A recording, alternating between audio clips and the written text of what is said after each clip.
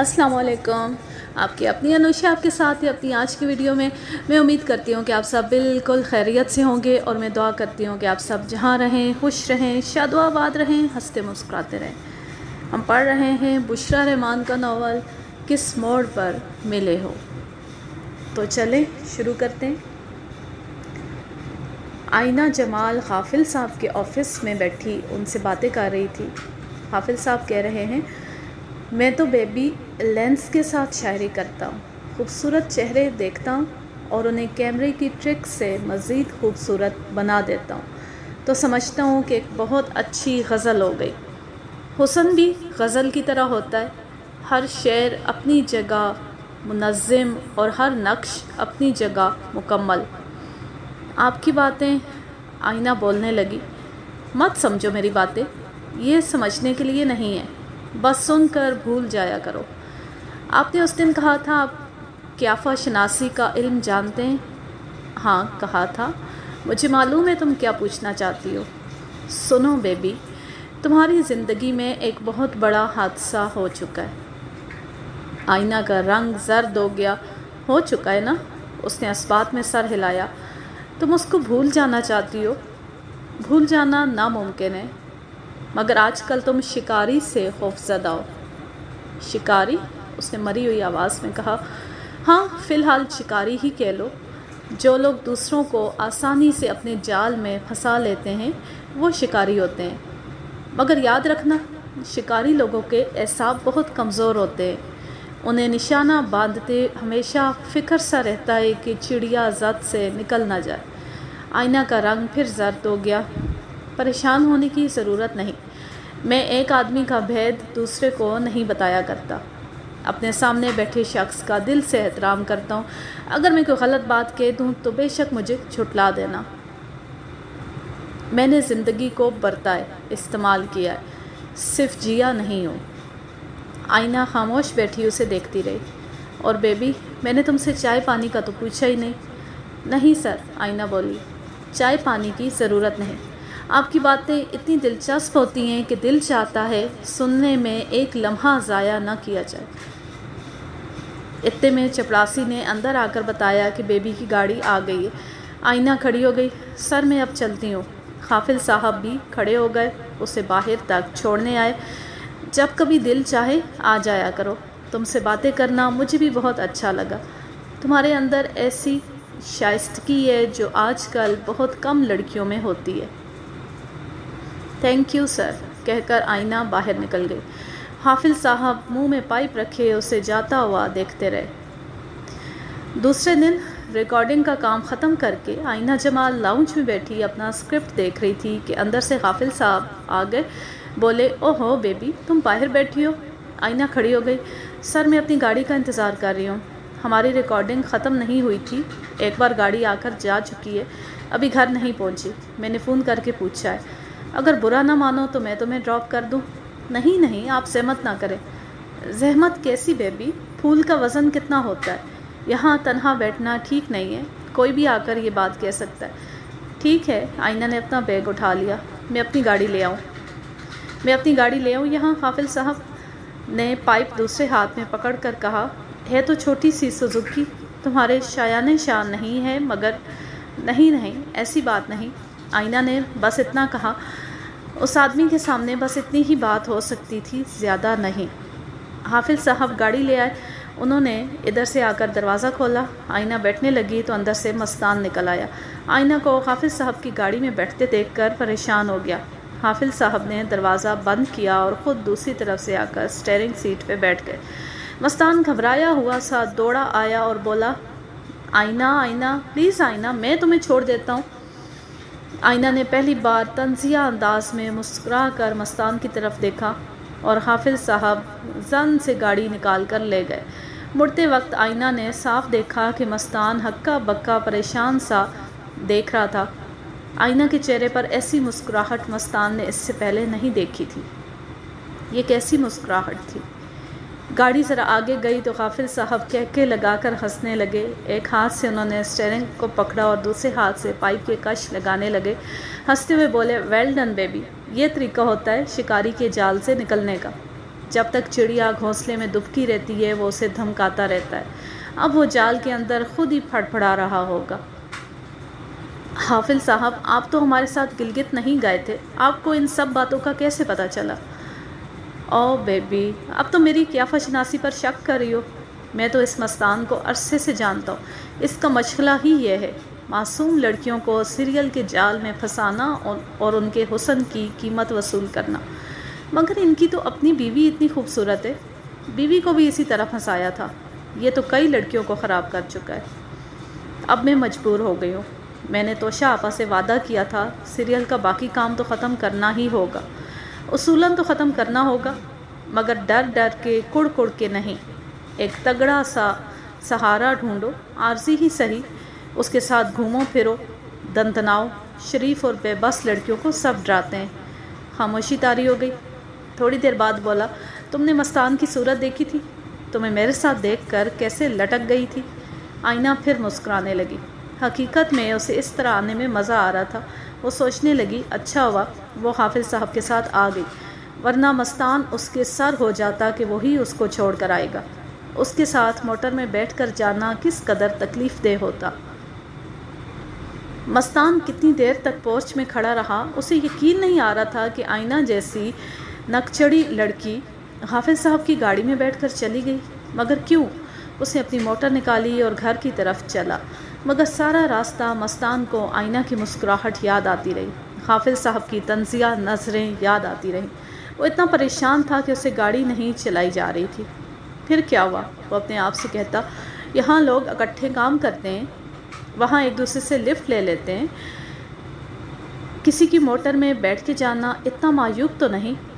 مگر نہ جانے کیوں اس کے دل کو عجیب طرح سے تکلیف ہو رہی تھی، چبھن، درد، کسک۔ وہ گھر پہنچا، توشہ بستر پر لیٹی اس کا انتظار کر رہی تھی۔ پچھلے ہفتے توشہ کے سارے ٹیسٹ آ گئے تھے، اس نے لیلا کو فیکس کر دیے تھے۔ اگلے دن لیلا نے مستان کو دفتر میں فون کر کے کہا تھا، مستی بھائی رپورٹیں مایوس کن آئی ہیں، پلیز بیشتر اس کے کہ مزید دیر ہو جائے توشہ کو امریکہ بھیج دیں، مگر اسے کچھ نہ بتائیں، جلدی سے ویزا لگوا دیں۔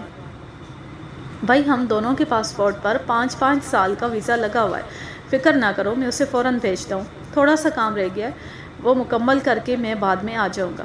توشہ کو اس کا انتظار تھا، کیونکہ لیلا نے اسے فون پر بتایا تھا کہ مستی بھائی سے میری بات ہو گئی ہے، تم آنے کا پروگرام بناؤ۔ مستان کو دیکھ کر توشہ اٹھ بیٹھی، اس کا پریشان اڑا ہوا چہرہ دیکھ کر سمجھی کہ وہ اس کے لیے ہراساں ہو رہا ہے۔ تھوڑی دیر پہلے اس کے دل میں ابال اٹھا تھا کہ مستی سے پوچھے گی اسے کیا ہوا ہے وغیرہ وغیرہ، مگر اب سوچنے لگی مجھے خود حوصلے سے کام لینا چاہیے۔ کھانا کھاؤ گی؟ اس نے موڈ خوشگوار بنا کر کہا۔ نہیں، مستان نے روکھا سا جواب دیا۔ چائے پیو گے؟ اس نے دوبارہ پوچھا۔ دل نہیں چاہ رہا، وہ آ کے صوفے میں دھنس گیا۔ توشہ پاس آ کر بیٹھ گئی۔ لیلا سے بات ہوئی تھی؟ ہاں، پھر سوچ میں گم ہو گیا۔ کیا بات ہوئی تھی مستی؟ توشہ نے پوچھا۔ وہ اپنے خیالات میں غلطاں پیچاں بیٹھا رہا۔ مستی میں کیا پوچھ رہی ہوں؟ توشہ پھر بولی۔ توشہ تمہیں پتہ ہے آج آئینہ جمال حافظ کی گاڑی میں بیٹھ کر چلی گئی۔ مستی تم کیا کہہ رہے ہو؟ توشہ کے ذہن کو ایک دھچکا سا لگا۔ وہ سمجھ رہی تھی کہ وہ اس کی بیماری کی وجہ سے پریشان ہوگا، مگر اس کے ذہن میں ابھی تک آئینہ کا خیال بیٹھا ہوا تھا۔ تم یقین کرو توشہ، وہ آرام سے اس الو کے پٹھے کی گاڑی میں بیٹھ کر چلی گئی۔ تو کیا ہوا؟ توشہ نے تلخی سے کہا۔ وہ جس کی گاڑی میں چاہے بیٹھ کے چلی جائے۔ توشہ تم غافل کو نہیں جانتی، وہ اعتماد کے قابل نہیں، بھروسے کا آدمی نہیں ہے۔ مگر تمہیں اس سے کیا مستی؟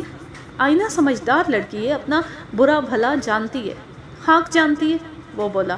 وہ ہماری ذمہ داری ہے، تم اس کی ماں سے وعدہ کر کے اسے لائی تھی، اگر کچھ اونچ نیچ ہو گئی تو؟ توشہ غصے کے مارے وہاں سے اٹھ گئی، دوسرے کمرے میں جا کر رونے لگی۔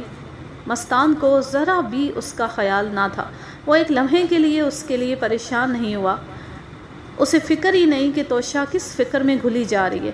وہ تھوڑی دیر روتی رہی اور طرح طرح کے وسوسے اسے ستاتے رہے۔ کچھ دیر تو مستان سوچ میں غرق رہا، پھر اس نے ادھر ادھر دیکھا، اسے احساس ہوا کہ توشہ ناراضگی کے مارے یہاں سے اٹھ گئی ہے۔ وہ اسے ڈھونڈتا ہوا دوسرے کمرے میں آ گیا۔ جانا، تم خفا ہو گئی؟ کیا بات ہے، کیوں رو رہی ہو؟ آئی ایم سوری، کبھی کبھی میں احمقانہ حرکتیں کرتا ہوں نا، وہ بولا۔ نہیں مستان، آج مجھے یقین ہو گیا ہے کہ تم آئینہ جمال سے محبت کرنے لگے ہو، توشا نے کہا۔ آج تک میں یہ بات زبان پر نہیں لائی تھی، مجھے تمہارے بارے میں ایسا کہنا بھی اچھا نہیں لگتا، مگر آج تمہاری حالت دیکھ کر، خدا کے لیے توشا، خدا کے لیے ایسی بات نہ کہو، خدا نہ کرے میں تمہارے علاوہ کسی اور سے محبت کرنے کا سوچوں بھی۔ قسم لے لو۔ کس کی قسم لینا چاہتی ہو؟ نہیں مستان، ان معاملوں میں قسموں کی ضرورت نہیں ہوتی، محبت بھی ایک ایمان ہے، یا تو ہے یا نہیں ہے، درمیان میں کوئی کیفیت نہیں ہوتی۔ تم کہو تو میں اپنی بیٹی کے سر پر ہاتھ رکھ کے قسم کھاؤں کہ مجھے آج بھی تم سے روز اول والی محبت ہے؟ نہیں، میری بیٹی کے سر پر ہاتھ رکھ کے ہرگز قسم نہ کھانا، دنیا میں میری دولت یہی بیٹی ہی تو ہے۔ مستان نے جلدی سے اپنا ہاتھ توشا کے سر پر رکھ دیا۔ اچھا تو پھر تمہاری قسم کھاتا ہوں۔ مستان، کیا تم مجھ سے جان چھڑانا چاہتے ہو؟ توشا نے آنکھوں میں آنسو بھر کے کہا۔ نہیں تو پھر میرے سر پر ہاتھ رکھ کر جھوٹی قسم کیوں کھا رہے ہو؟ جان تمہیں کیا ہوا ہے؟ مستان نے اپنا ہاتھ اس کے سر سے ہٹا لیا۔ بیماری نے تمہیں شکی اور چڑچڑا کر دیا ہے۔ نہیں مستان، شک اور حالات نے مجھے بیمار کر دیا ہے۔ میں پہلے بیمار نہیں تھی، اب ہوئی ہوں، مگر تم پہلے ایسی شکی بھی نہیں تھی۔ جب چیزیں بدلنے لگیں تو آدمی شک میں مبتلا ہو جاتا ہے۔ اچھا بتاؤ، میں تمہارا شک کیسے دور کر سکتا ہوں؟ بس اب رہنے دو۔ کیوں رہنے دو؟ میں انشاءاللہ اپنا اعتماد بحال کروں گا، میں نے ساری زندگی تمہارے ساتھ گزارنی ہے۔ اچھا یہ بتاؤ، میری بکنگ ہو گئی؟ توشا نے پوچھا۔ 2 مرتبہ لیلا کا فون آ چکا ہے، میں تمہارا ٹکٹ دے آیا تھا، بس اب وہیں جانے والا تھا۔ تم نے مجھے ایک نئی الجھن میں ڈال دیا، میں ایسی وہمی حالت میں تمہیں امریکہ نہیں جانے دوں گا۔ مستان، ایسی فضول باتیں اب زیب نہیں دیتی، تمہیں معلوم ہے لیلا بے چینی سے میرا انتظار کر رہی ہے۔ اچھا ایک پیالی چائے کی پلا دو، میں جا کے پتہ کرتا ہوں، اگر سیٹ اوکے ہو گئی تو لیلا کو فون کر دیں گے۔ آئینہ جمال ایک غیر محسوس طریقے سے غافل صاحب کی جادو بھری باتوں میں اسیر ہوتی چلی گئی۔ اسے ان کے پاس بیٹھنا، ان کی باتیں سننا بہت اچھا لگتا۔ ڈرامے کی ریکارڈنگ کے بعد ان کے کمرے میں آ کے بیٹھ جاتی، ان کے ساتھ چائے پیتی۔ رفتہ رفتہ اس نے اپنی زندگی کے گزرے واقعات بھی انہیں بتا دیے تھے۔ نہ جانے کیوں جب ان کے قریب ہوتی اسے یوں محسوس ہوتا وہ بڑے محفوظ ہاتھوں میں۔ ایک عرصہ اس پر جو عدم تحفظ کی کیفیت طاری تھی وہ دور ہونا شروع ہو گئی تھی۔ اب اس کے ماتھے پر تیوریاں نہیں چڑھی رہتی تھیں۔ ریکارڈنگ کے دوران جن کے لیے مستان بار بار کہتا تھا آئینہ تیوریاں ٹھیک کرو، سارا تاثر زائل ہو رہا ہے، اب وہ ہر وقت مسکراتی رہتی۔ تناؤ والے سین میں بھی اس کے چہرے پر شگفتگی رہتی۔ یہ صورتحال مستان کو بہت پریشان کر رہی تھی۔ اب اس کا چہرہ ہمہ وقت الجھن اور بیزاری کا اشتہار بنا رہتا، خصوصاً جب وہ کوریڈور میں یا لاؤنج میں آئینہ اور غافل کو باتیں کرتے دیکھتا تو ایک دم اس کا موڈ خراب ہو جاتا۔ وہ جو سارے عملے میں مشہور تھا کہ سرمستان انتہائی خوش مزاج اور شفیق باس ہیں، وہ تاثر تباہ ہو رہا تھا۔ وہ چڑچڑا بنا رہتا، بات بات میں ڈانٹ دیتا، اچھے خاصے کام میں نقص نکالنے لگتا۔ آئینہ اور حافظ صاحب کو اس کی وجہ کا پتہ تھا، اس لیے وہ زج کرنے اور چڑھانے کا کوئی موقع ہاتھ سے جانے نہیں دیتے تھے۔ ایک دن جب آئینہ حافظ صاحب کے کمرے میں بیٹھی تھی، انہوں نے پوچھا، سیریل تو اب قریب الاختتام ہے، آگے کیا کرنا ہے؟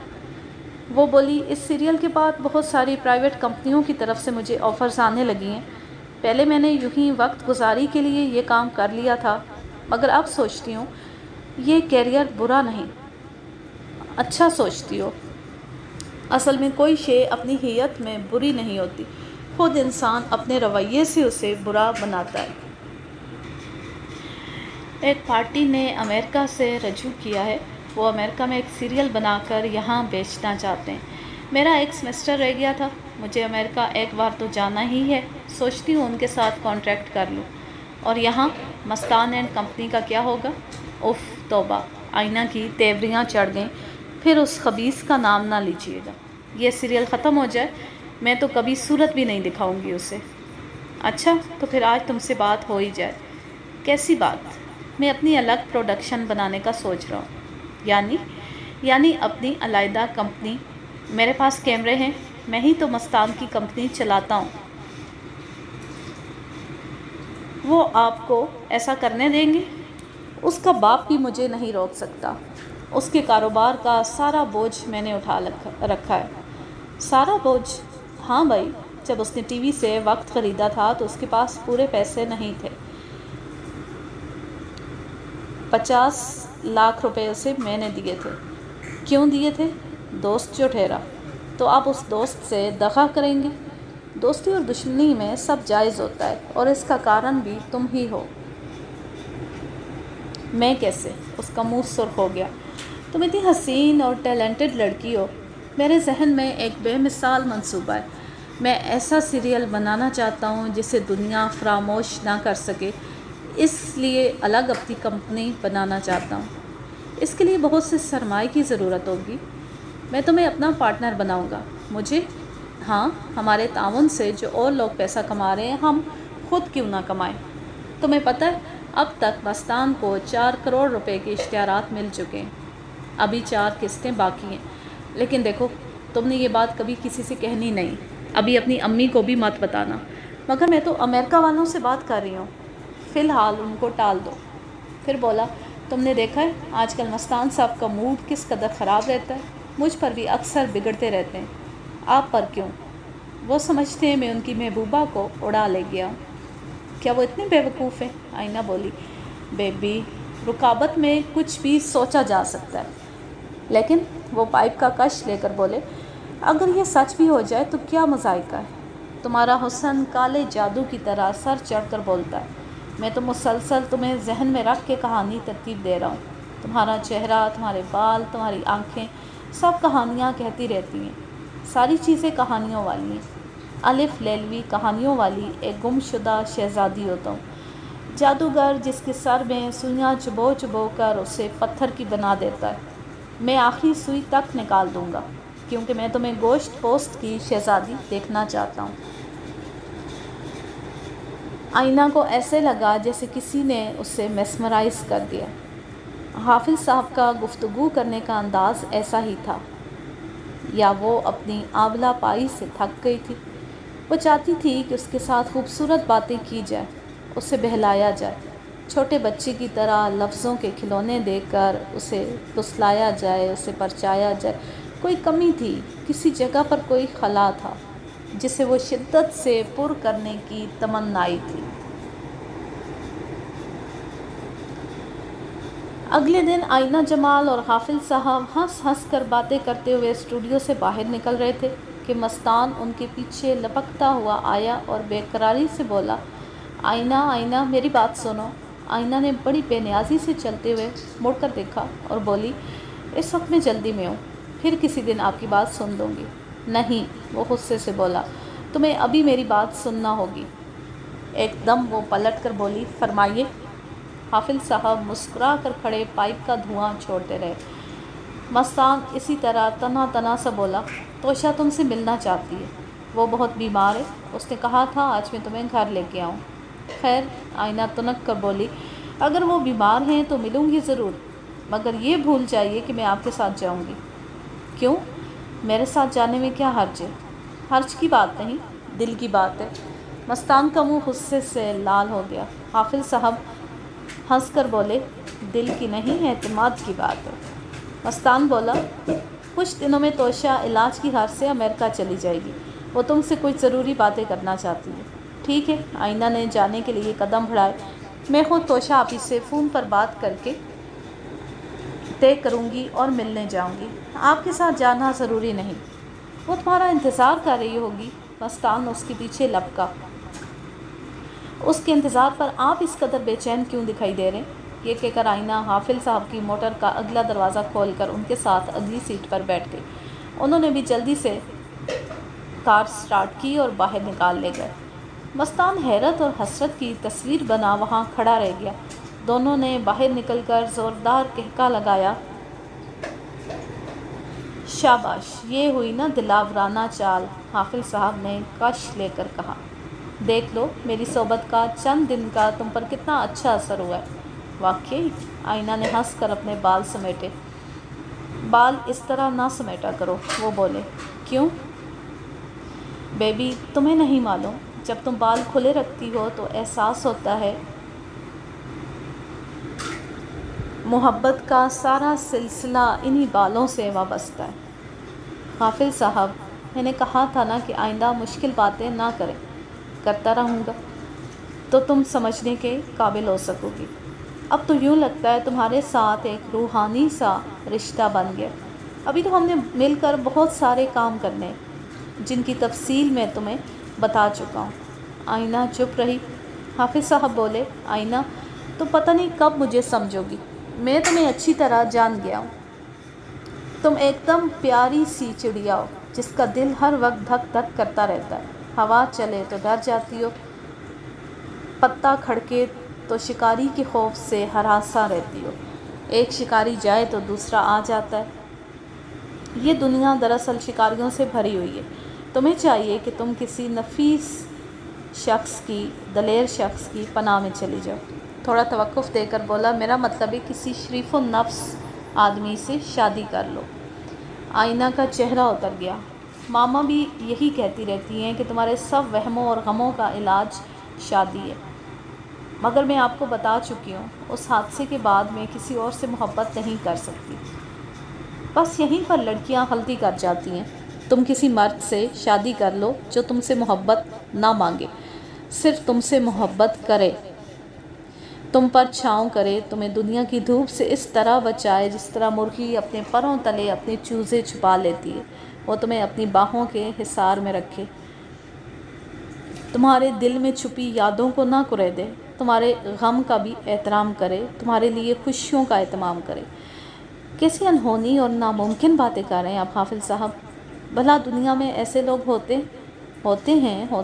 وہ ایک ہاتھ سے 2-3 کش لے کر بولے، یہ دنیا ہر قسم کے انسانوں سے بھری ہوئی ہے، صرف تلاش کرنے والا دل اور شناخت کرنے والی نظر چاہیے۔ نہ میرے پاس دل ہے نہ نظر، نہ مجھے تلاش کرنے کا شوق ہے۔ وہ بیزاری سے بولی، اچھا نہ کرو تلاش، مگر امید تو رکھو۔ میری امیدیں ٹوٹ چکی ہیں، اسی کیفیت سے تو میں تمہیں نکالنا چاہتا ہوں۔ ہر ناممکن بات ممکن ہو جاتی ہے۔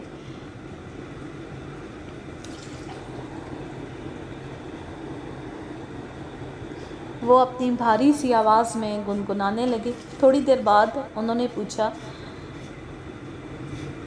شیشے کے پار نظریں جمائے کیا دیکھ رہی ہو؟ پھر بولے، سفر ساتھی کے بغیر کٹتا نہیں، تنہائی آدمی کو نفسیاتی مریض بنا دیتی ہے، ایک پیار کرنے والا ساتھی مرض کو شفا میں بدل دیتا ہے۔ تمہیں پیشتر اس کیفیت سے باہر نکالنے کے لیے تمہارے احساسات کو سمجھنے والا، ان کا احترام کرنے والا شوہر چاہیے، جو تمہاری ان کیفیتوں کو راز سمجھ کر رد عمل ظاہر نہ کرے، بلکہ انہیں تمہاری گزری زندگی کا سرمایہ سمجھ کر سمیٹ لیا کرے، تمہیں تمہاری مرضی کے مطابق جینے دے۔ زیادہ وقت نہیں گزرے گا کہ تم ایسے شخص سے از خود پیار کرنے لگو گی۔ مگر کہاں ہے ایسا شخص؟ کہاں بنتے ہیں ایسے مرد؟ ابھی تو آپ نے کہا ہے کہ یہ دنیا شکاریوں سے بھری ہوئی ہے۔ آئینہ نے آنکھوں میں آنسو بھر کر کہا، ایک تو تمہارے پاس ہی بیٹھا ہے، پتہ نہیں انسان کو قریب کی چیزیں کیوں نظر نہیں آتی۔ حافظ صاحب، یہ آپ کیا کہہ رہے ہیں؟ اس کی آنکھیں پھٹی کی پھٹی رہ گئیں۔ سنو بیبی، مستان اپنی بیوی کو ایک لمبے عرصے کے لیے امریکہ بھیج رہا ہے، ایک آخری قسط رہ گئی۔ آج وہ ایسے ریکارڈ کرا سکتا تھا، مگر ایڈیٹنگ کا عذر دے کر اس نے بیچ میں 1 ہفتے کی چھٹی کر لی۔ اب تم اتنی بچی نہیں ہو کہ یہ نہ جان سکو کہ وہ کیوں ایسے کر رہا ہے۔ سارے اسٹوڈیو میں مشہور ہو گیا کہ تمہاری وجہ سے وہ اپنی معصوم اور مجبور بیوی پر ظلم و ستم کر رہا ہے، اسے زبردستی نظروں سے اوجھل کر رہا ہے، تمہیں پھنسانے کے لیے۔ وہ ایک کائنہ شخص ہے، اس کے پاس کئی چالیں، وہ کئی زندگیاں برباد کر چکا ہے۔ پیسے والی لڑکی تو اس کی بہت بڑی کمزوری ہے۔ توشا کو اس نے بولنے نہیں دیا۔ وہ ایک بہت بڑی جائیداد کا مالک ہے اور یہ اس کی جائیداد کے بل بوتے پر عیش بھری زندگی گزار رہا ہے۔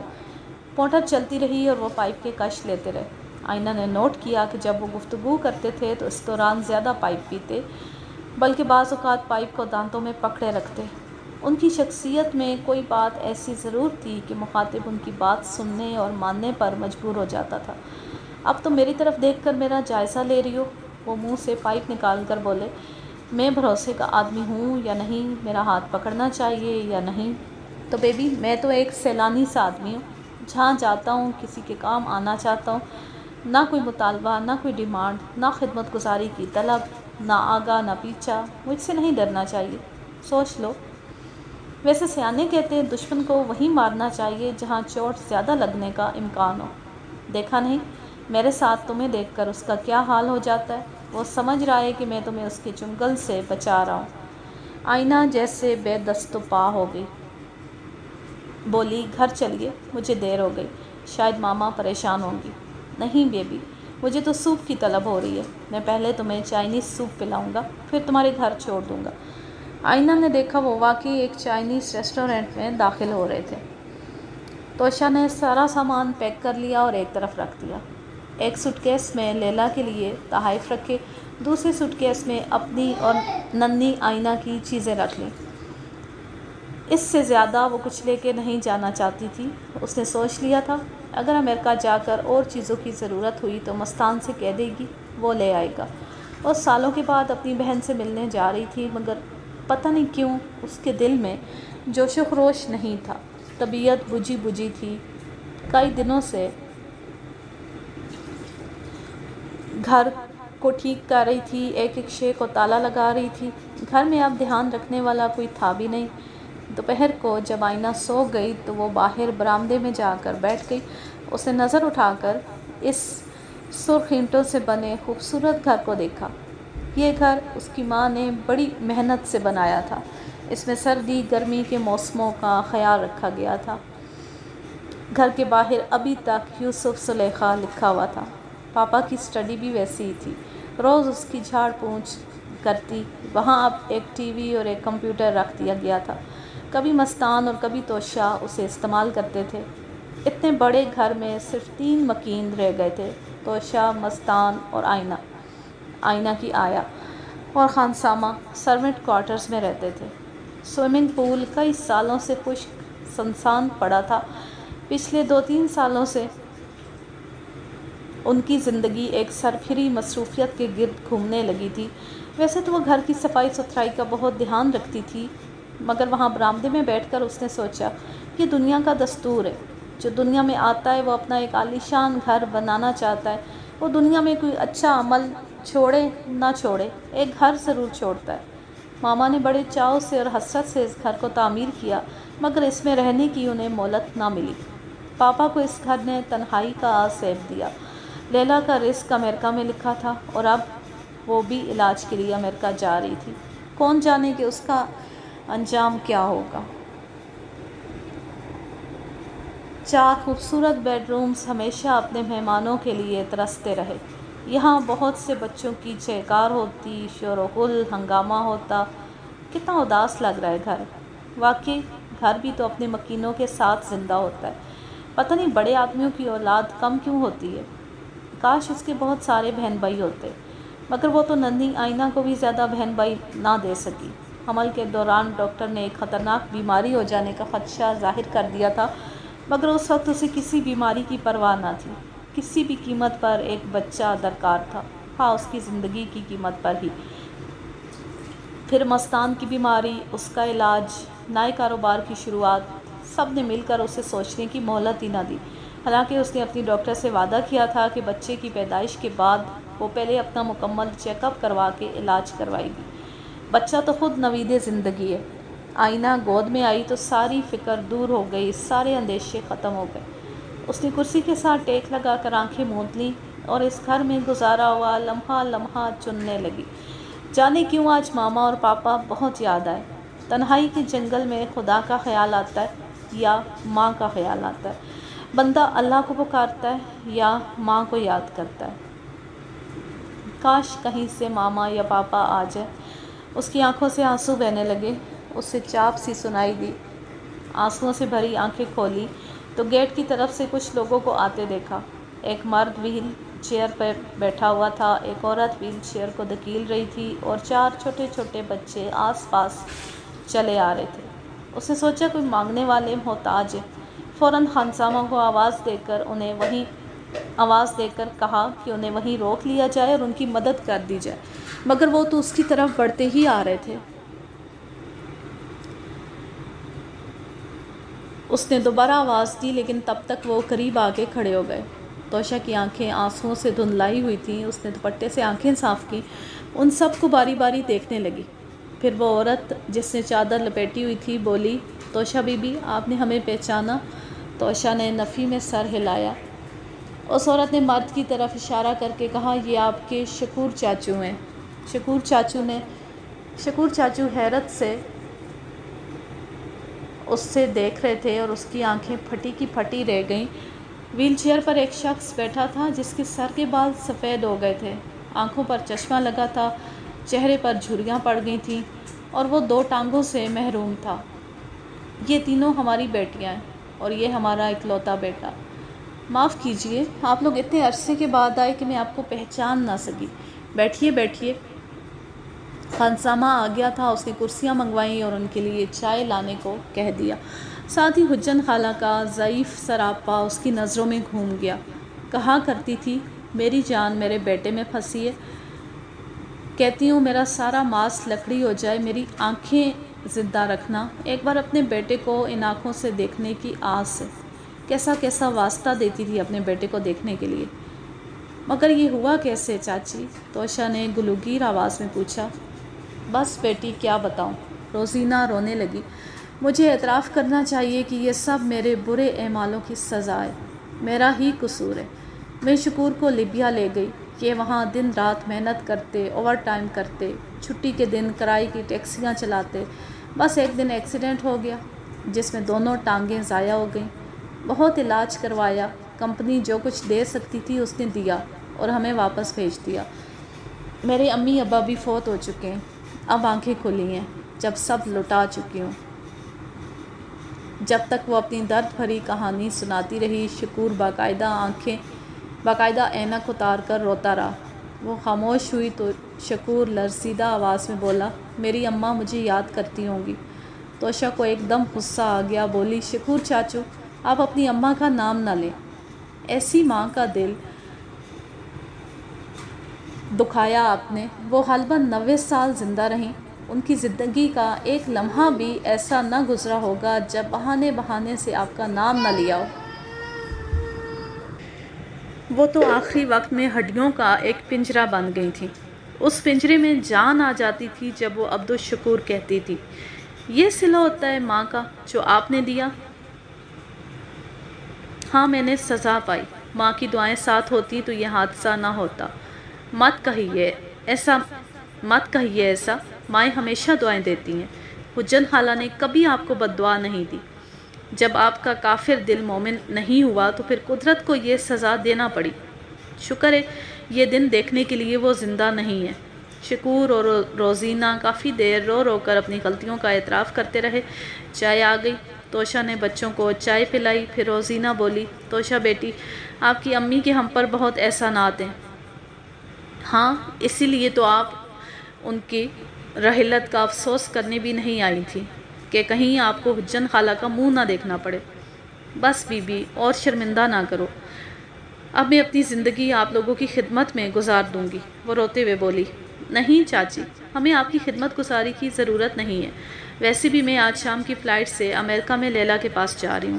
پھر اس نے مختصراً انہیں لیلا کے بارے میں بتایا اور یہ بھی بتایا کہ اس کی طبیعت خراب رہتی ہے، وہ علاج کے لیے جا رہی ہے۔ روزینہ نے بڑی حسرت سے سارے گھر پر نظر ڈالی اور بولی، اب ہم کیا کریں؟ توشا نے براہ راست عبدالشکور کو مخاطب کر کے کہا، شکور چاچا، تلافی کی صورت یہی ہے کہ آپ گاؤں جائیں، اپنی ماں کی قبر پر جا کر معافی مانگیں اور جتنے نیک کام وہ ادھورے چھوڑ گئی ہیں وہ مکمل کرنا شروع کر دیں۔ ان کی خواہش تھی کہ آپ گاؤں میں رہیں، ان کے پاس رہیں۔ چلیے اب رہ لیجیے، اب اس گاؤں میں ساری سہولتیں ہیں، اسکول، کالج ہیں، ہسپتال ہے، آپ کے بچے وہاں تعلیم حاصل کر سکتے ہیں۔ اگر میری ماں کی روح خوش ہو تو میں یہ بھی کرنے کو تیار ہوں۔ نہیں نہیں، ہم سب جائیں گے، ہم اماں کے گاؤں میں جا کے رہیں گے، ہم ان کی ہر وصیت پوری کریں گے۔ روزینہ ایسے رو رہی تھی جیسے اس نے کبھی غرور نہ کیا ہو، کبھی زبان درازی نہ کی ہو، کبھی بدتمیزی اور بےہودگی نہ کی ہو۔ افسوس، توشا نے دل میں سوچا، کاش انسان ٹھوکر کھانے سے پہلے سنبھل جائے۔ قدرت ظالم نہیں ہے، وہ تو ماں کی طرح مہربان ہے، مگر انسان خود اپنے اوپر ظلم کرتا ہے اور پھر دہائی دیتا ہے۔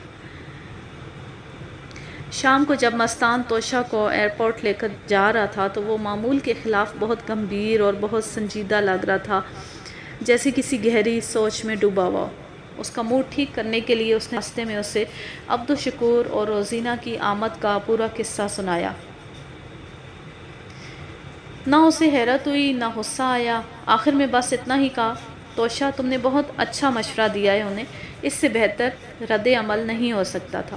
پھر توشا نے اسے بتایا کہ گھر کو مکفل کر کے اندر باہر کا سارا انتظام اس نے کس کے سپرد کیا ہے۔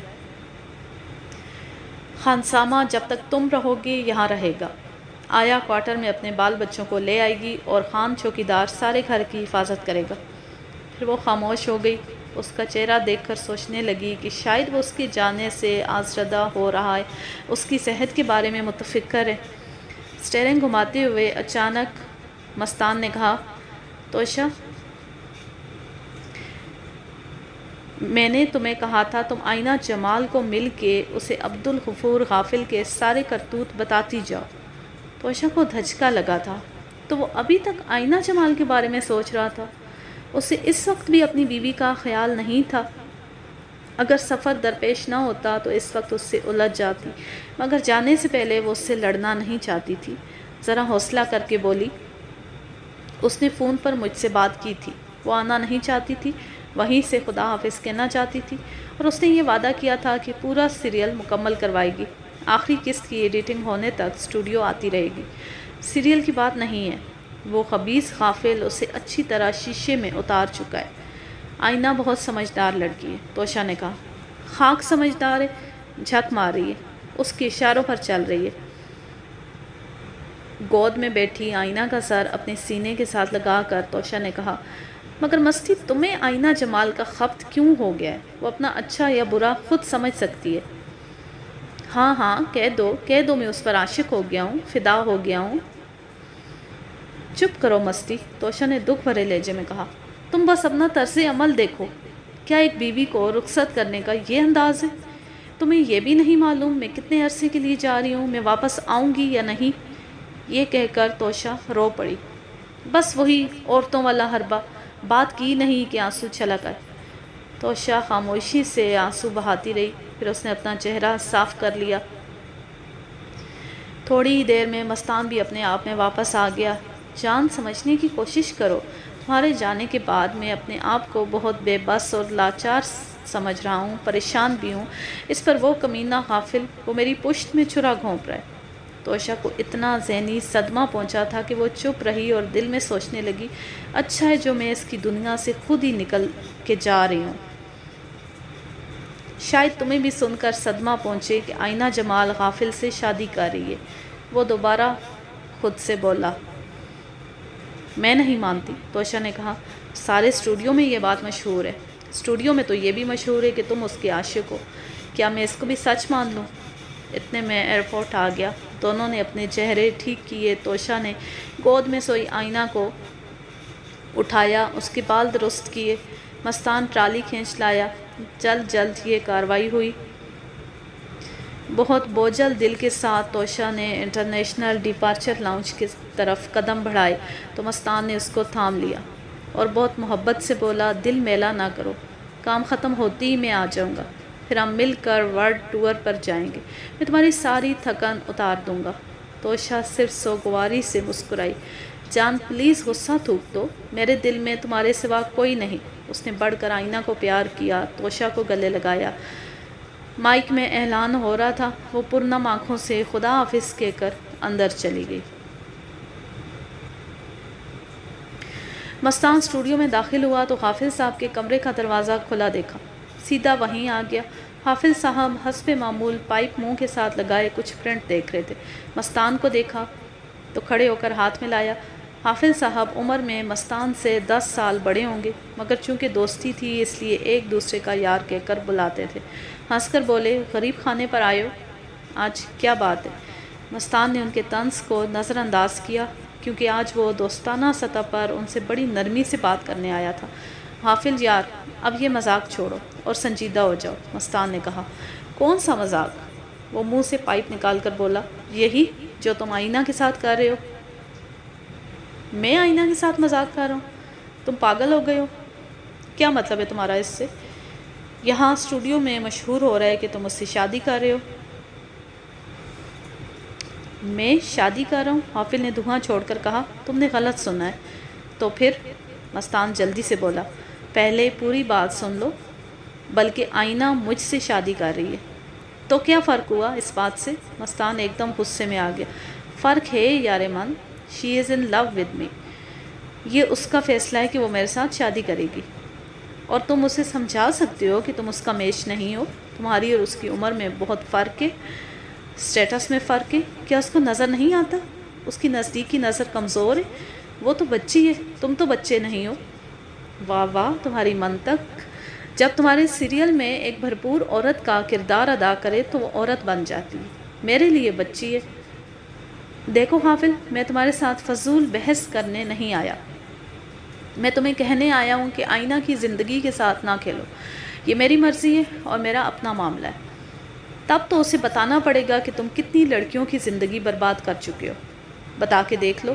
اگر وہ تمہاری بات کا اعتبار کر جائے تو میں تمہارا شکر گزار ہوں دوست۔ تم نے اس کے ساتھ کچھ ایسا کیا ہے کہ وہ سیدھی آ کے میری جھولی میں گر گئی ہے۔ میں تو کبھی لڑکیوں کی پرواہ نہیں کرتا۔ تو مجھے اسے سمجھانا پڑے گا حافظ صاحب۔ مستان نے اپنی بڑی ہتک محسوس کی۔ ایسے فضول مغز ماری نہ کرو، میرے اندر ایک خاص کشش ہے۔ جب میں کسی لڑکی کو نظر بھر کر دیکھتا ہوں تو وہ ریزسٹ نہیں کر سکتی۔ میری شخصیت میں جاذبیت ہے، میری باتوں میں جادو ہے۔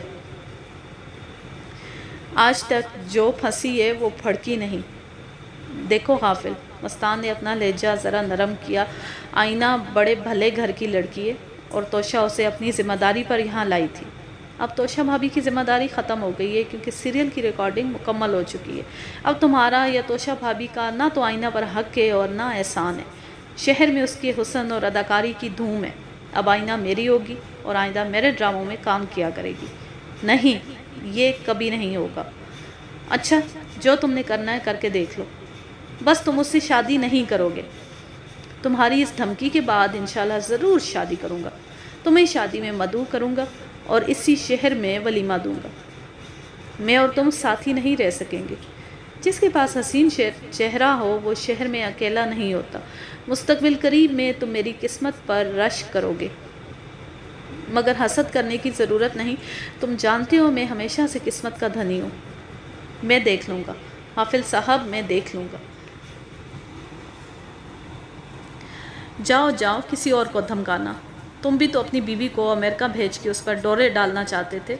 بکواس ہے، میں اس کی عزت کرتا ہوں، مجھے اس کا احترام ہے۔ ہر حسین لڑکی کو لوگ یہی کہہ کر پھنساتے ہیں۔ ٹھیک ہے، مستان کھڑا ہو گیا، میں اسے تمہارے ہاتھوں برباد نہیں ہونے دوں گا، یہ کہہ کر باہر نکل گیا۔ حافظ صاحب نے کہکا لگایا، جسے جاتے جاتے اس نے سنا اور اپنے کمرے میں جا کر غصے پر قابو پاتا رہا۔ حافظ صاحب نے فون اٹھایا۔ آئینہ اس وقت گھر پر تھی۔ بولے، بیبی، ابھی وہ آیا تھا، تمہارا بیبون۔ آئینہ بولی، کون؟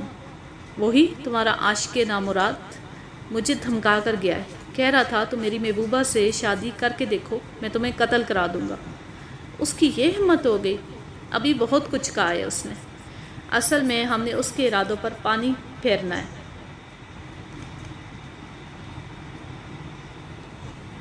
بیوی کو بھیج کر وہ اب ہی تو فارغ ہوا تھا، نئی منصوبہ بندی کر رہا تھا کہ ہماری شادی کی بھنک کان میں پڑ گئی۔ دیکھو ڈارلنگ، اب دیر نہیں ہونی چاہیے، وہ انتہائی کمینہ آدمی ہے، کوئی اور چکر چلانے کی کوشش کرے گا۔ ماما نہیں مان رہی، میں کیا کروں؟ بھائی تم ہر ایک کو مسخر کر لیتی ہو، ماما کے ساتھ بھی کوئی جادو چلاؤ نا، ادھر ہمارا حال برا ہوا جاتا ہے۔ دیکھنا وہ بیبون پھر ادھر آئے گا۔ اچھا نام رکھا ہے آپ نے اس کا، آئینہ بولی۔ بلکہ میں تو سوچ رہا ہوں تمہارے ساتھ مل کر جو سیریل بنانا ہے اس کا نام بیبی اینڈ بیبون نہ رکھ دیا جائے۔ آئینہ کہکا لگا کر ہنسی۔ حافظ صاحب، آپ کی خیال آرائی کی داد دینا پڑے گی۔ ہائے میری جان، اس نے ٹھنڈی سانس بھر کر کہا۔ ایسا کھنکتا ہوا چاندی کا کہکا لگایا ہے کہ میرے دل پر لگائے جا کر۔ میں تو کہتا ہوں تمہارے کہکہوں پر ایک سیریل بنایا جائے۔ اچھا حافظ صاحب، ماما آ رہی ہیں، جلدی خوشخبری دو نا۔ یہ کہہ کر انہوں نے فون بند کر دیا۔ آج انہیں اندازہ ہو گیا تھا کہ ان کی اور مستان کی اب نہیں چل سکے گی۔ پہلے بھی وہ کئی بار لڑ کر جا چکے تھے، مگر اب کے معاملہ کچھ اور ہو گیا تھا۔ آج کے لیے بس اتنا ہی۔ اب میں لیتی ہوں آپ سے اجازت۔ جہاں رہیں خوش رہیں، شاد و آباد رہیں، ہنستے مسکراتے رہیں۔ اللہ حافظ، اللہ نگہبان۔